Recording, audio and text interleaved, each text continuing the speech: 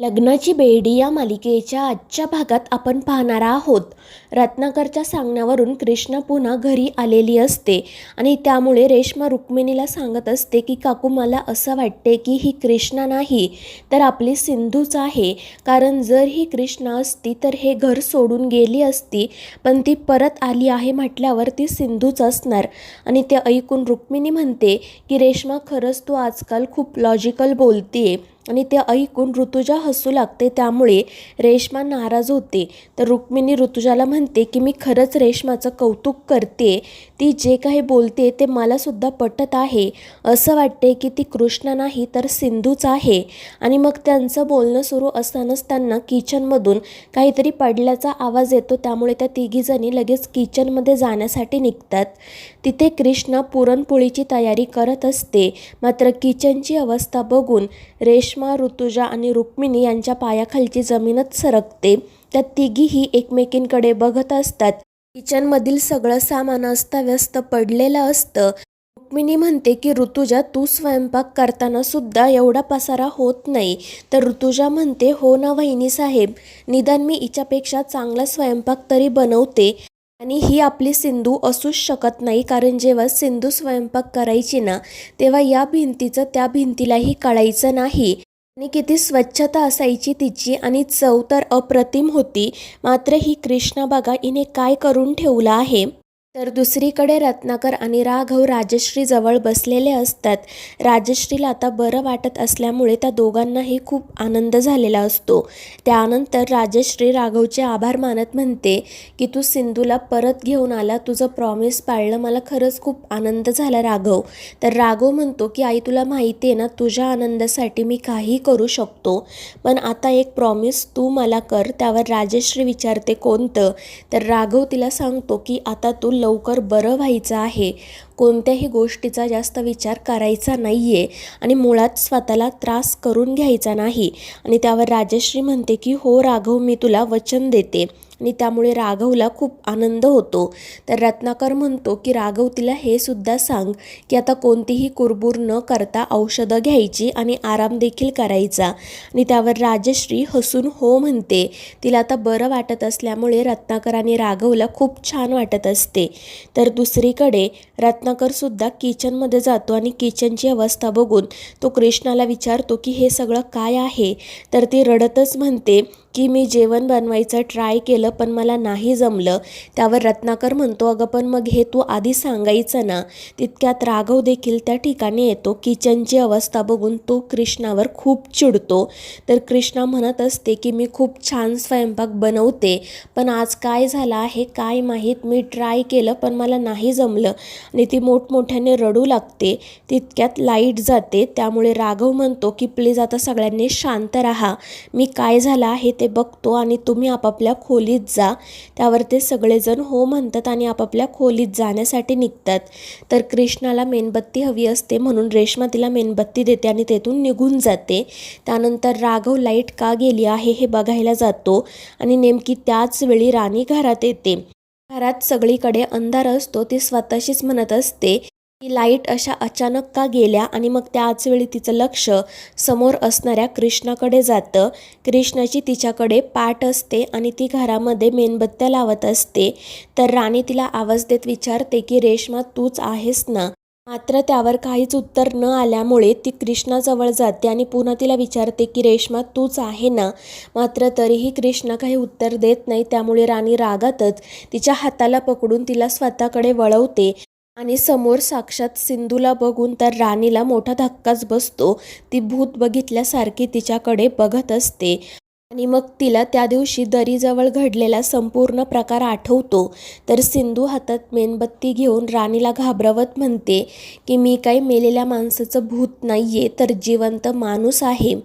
आणि ते ऐकून राणीच्या तोंडून तर शब्दच फुटत नाही. ती खूप घाबरलेली असते.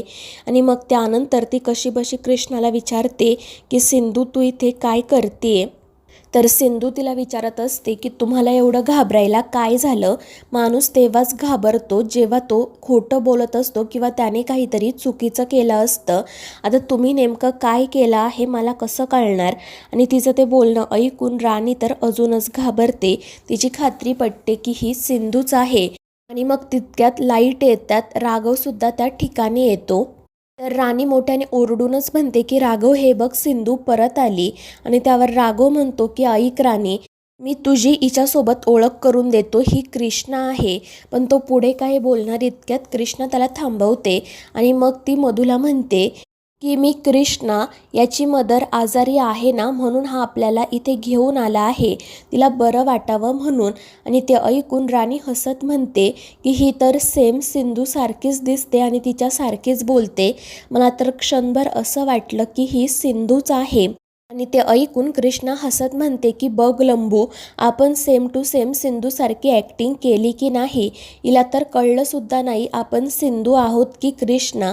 आणि मग त्यानंतर ती मधूकडे येत म्हणते की मला एक कळत नाही आहे, तू मला बघून एवढी घाबरली का? खरं तर तूच याच्या सिंधूसोबत काही केलं तर नाही ना? आणि ते ऐकून राणीला घामच फुटतो. तर कृष्णा म्हणत असते की खरं सांग, तूच काहीतरी केलं आहे ना? तू मला सांगू शकते, माझ्याकडे तुझं सिक्रेट टॉप राहील. आणि ते ऐकून राणी घाबरते. तर राघवच कृष्णाला शांत करत म्हणतो की तू उगाच काहीतरी बोलू नको आणि तिला घाबरवू नको. आणि तो राणीला सुद्धा सांगतो की हिच्याकडे दुर्लक्ष कर, हळूहळू तुलासुद्धा हिच्या वागण्याची सवय होईल. आणि मग त्यानंतर तो तेथून निघून जातो. तर सिंधू हसतच राणीकडे बघत असते आणि मग त्यानंतर ती तेथून निघून जाते. तर राणी लगेच शकुंतला देवींना कॉल करते आणि घडलेला सगळा प्रकार सांगते. तर शकुंतला देवी म्हणत असतात की ती कृष्णाच असणार, ती सिंधू असणं शक्यच नाही. कारण ती दरी खूप खोल आहे आणि तिथे सगळं जंगल आहे.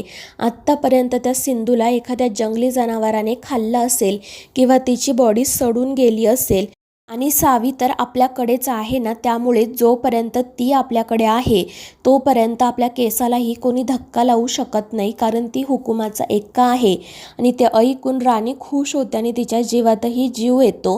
तर दुसरीकडे रुक्मिणीने सांगितल्यामुळे रेश्मा पुरणपोळी बनवत असते आणि मग त्यानंतर ती कृष्णाकडे पुरणपोळी देत म्हणते की जा आणि ही पुरणपोळी राजश्री काकूंना दे. मात्र ती काही ऐकत नाही. तिने स्वतः बनवलेल्या पुरणपोळ्या ती प्लेटमध्ये ठेवत असते आणि त्यामुळे रेश्मा तिच्यावर चिडते. तितक्यात रुक्मिणी आणि ऋतुजासुद्धा त्या ठिकाणी येतात.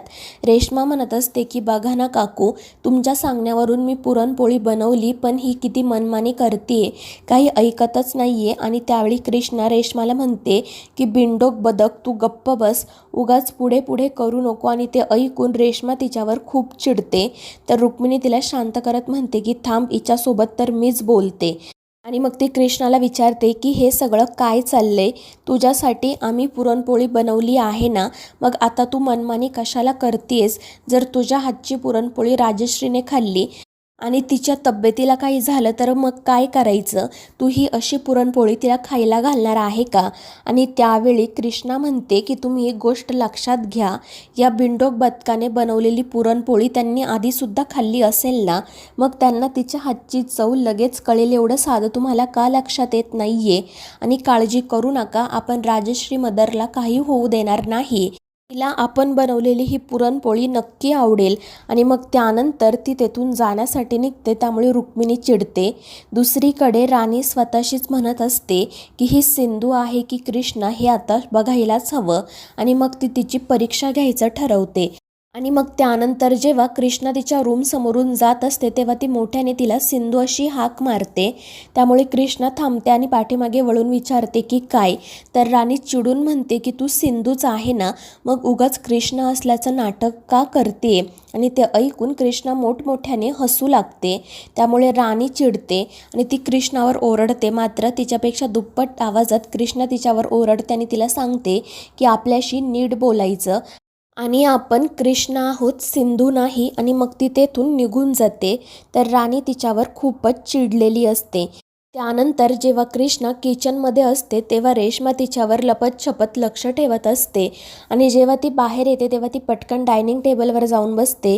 मात्र कृष्णाने तिला बघितलेलं असतं. ती म्हणते की काय ग बिंडोक बदक, तू माझ्यावर लक्ष ठेवून होती ना? आणि त्यामुळे रेश्मा चिडते. ती म्हणते की हे काय चाललंय तुझं कृष्णा? तू ही अशी पुरणपोळी राजश्री काकूंना खाऊ घालणार आहे का?